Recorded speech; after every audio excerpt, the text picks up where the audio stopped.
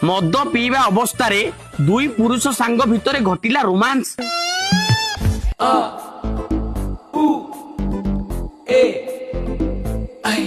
ଏବେ ପଢ। ପ୍ରଥମ ସାଙ୍ଗ ଘୁଞ୍ଚି ଯିବା ସତ୍ତ୍ୱେ ନଣ୍ଡା ସାଙ୍ଗଟି କଲା ପଛ ଆଡୁ ଆଟାକ।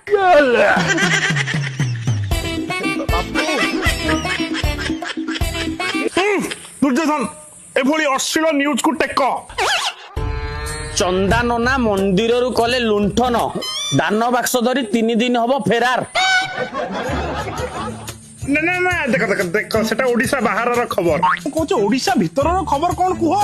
ହଉ ନନା, ଗାଡି ସାଇଲେନ୍ସର ସହ କରୁଥିଲା ବେଳେ ଗଣ ଦୁଷ୍କର୍ମ, କଟିଗଲା ଯୌବନ ଚାଲିଗଲା ଜୀବନ। ଛି ଛି ଛି ଛି, ହରେ କୃଷ୍ଣ ହରେ କୃଷ୍ଣ। ଏଭଳି ଅଶ୍ଳୀଳ ଓ ଅଭଦ୍ର ଫୋନ କୁ ଫିଙ୍ଗିଦବା କଥା।